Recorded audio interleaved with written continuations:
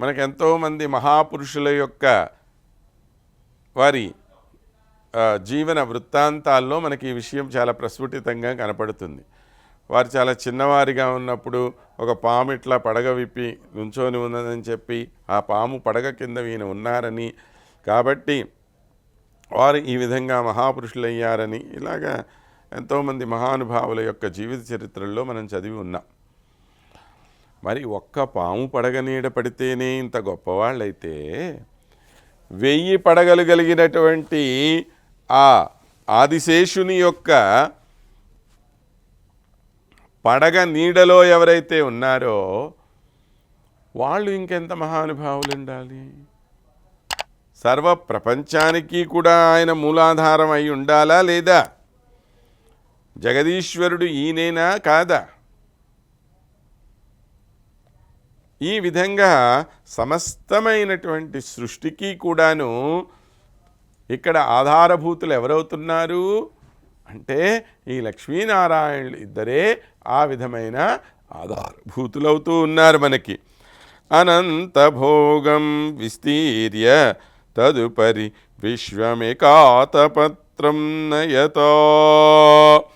ఆ ఆదిశేషుని శరీరం మీద ఇక్కడ ఉండి లోకం మొత్తాన్ని కూడా ఏకఛత్రాధిపత్యంగా నడిపిస్తూ ఉన్నటువంటి మహానుభావుడు అంటున్నారు. లోకం మొత్తాన్ని నడిపించటానికి మనకి ప్రధానంగా అంత పరాక్రమము అంత శౌర్యము ముందు ఆయనకు ఉండాలి కదా. మరి అది ఉంటేనే కదా ఆయన నడిపిస్తున్నాడు. మరి అలా ఆయనకు ఉన్నది అంటానికి ఏంటండి ఇక్కడ ప్రమాణము అంటే 1000 పడగలు కలిగినటువంటి ఈ ఆదిశేషుని మీద ఆయన ఉండటమే ప్రమాణం. వేదస్వరూపుడు ఆదిశేషుడు అంటారు. సామవేదానికి 1000 శాఖలుట. ఆ 1000 శాఖలతో కూడినటువంటి సామవేదం నిరంతరము ఎవరిని గురించి గానం చేస్తూ ఉన్నది? ఈ పరమాత్మ గురించే కదా గానం చేస్తూ ఉన్నది. కనుక ఆయన్ని గురించి నిరంతరం గానం చేసేటువంటి ఆదిశేషుడైతే ఉన్నాడో ఆ ఆదిశేషుడి మీద ఈయన పడుకొని ఉండటం వల్ల మనకు అర్థమవుతున్నటువంటి విషయం ఏమిటి అని అంటే, సర్వ జగత్తుకు రక్షకుడైనటువంటి వాడు ఈయన. అనంత భోగం విస్తీర్య తదుపరి విశ్వం ఏకాతపత్రం నయతో అన్నాడు. ఈ ఆదిశేషుడే అనంతుడు. ఆయన పేరే కదా అది. అంటే ఈయన యొక్క శరీరం ఎట్లాంటిది అంటే అనంతమైన శరీరం. అటువంటి శరీరమే అనంతమైతే దాని మీద కూర్చున్నవాడు ఇంకెంత అనంతుడై ఉండాలి.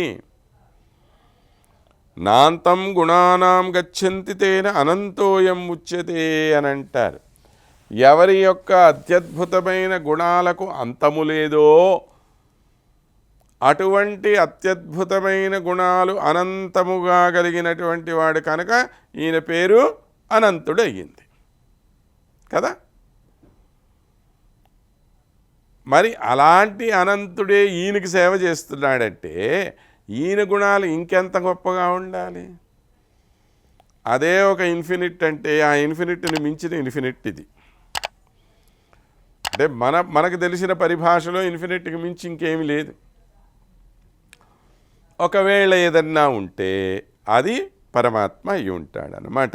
కనుక స్వామి యొక్క సేవ చేయటంలో అనంతుడు ఈయన, అందరినీ రక్షించటంలో అనంతుడు ఆయన. ఇలా మనం ఇద్దరినీ కూడా వేరు చేసి చూసుకోవాల్సిందే.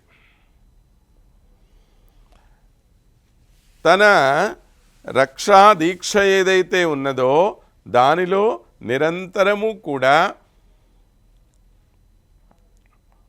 మనకు మనకు రక్షణ చేస్తూ ఉండేటువంటి స్వామి ఎవరైతే ఉన్నాడో ఆయన ఇక్కడ అనంతుడు.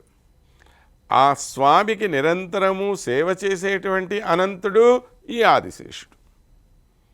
ఇద్దరూ అనంతులే.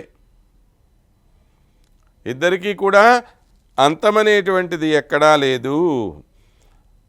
మరి ఇలాంటి అనంతుడైన స్వామి ఏం చేస్తున్నాడు అనంటే, విశ్వం ఏకాతపత్రయితుం అస్మదనున్నిషణ్ణం అని చెప్పి శ్రీరంగరాజస్వామిలో స్వామిని ప్రార్థన చేసినట్లుగా లోకం మొత్తాన్ని ఒకే గొడుగు కింద తీసుకొని వచ్చి కూర్చోబెట్టగలిగిన సామర్థ్యం కలిగిన వాడు కనుక ఈయన ఆ విధంగా అక్కడ కూర్చొని ఉన్నాడు అని అర్థం. ఏమండి, మనందరికీ కూడాను ఆధారభూతుడైన వాడు, మనందరినీ రక్షించేవాడు అయిన స్వామి ఆ అనంతుడి మీద కూర్చోవలసిన అవసరం ఏమిటి అంటే, ఇది ఒక సూచన అంతే. ఎవడికైతే అంతము లేదో అలాంటి అంతము లేని వాడి మీద కూడా ఈయన కూర్చున్నాడంటే ఈయన అంతకు మించిన అనంతుడే కదా అనే విషయం మనకు తెలియచేయటం కోసమే స్వామి నిరంతరము ఆ విధంగా అనంతుడి మీద శయనించి ఉంటాడు. తైహి తైహి అసంఖ్యైహి, ఆ విధంగా ఎన్నెన్నో ప్రసిద్ధి చెందినటువంటి అసంఖ్యాకమైనటువంటి గుణాలు కలిగినటువంటి వాడు. శాంతోదిత గుణ విభవై, ఆయన యొక్క అత్యద్భుతమైనటువంటి గుణాలు, ఎన్నెన్నో గుణాలు.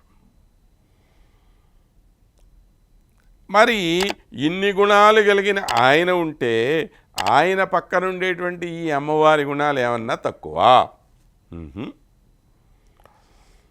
అంతకన్నా కూడా ఎక్కువైనటువంటి గుణాలు ఈమె దగ్గర ఉన్నాయట. ఆయన కన్నా కొన్ని విషయాల్లో ఇంకా ఎక్కువ అని చెప్తారు. ఎలాగా అంటే, భగవానుడు పాపం అన్ని రకాలైనటువంటి వాళ్ళ మనస్సుల్లోనూ ఉంటాడట. వాడు రజోగుణ ప్రధానుడైన, తమోగుణ ప్రధానుడైన, సత్వగుణ ప్రధానుడైన అందరి మనసులో ఈయనే ఉంటాడు.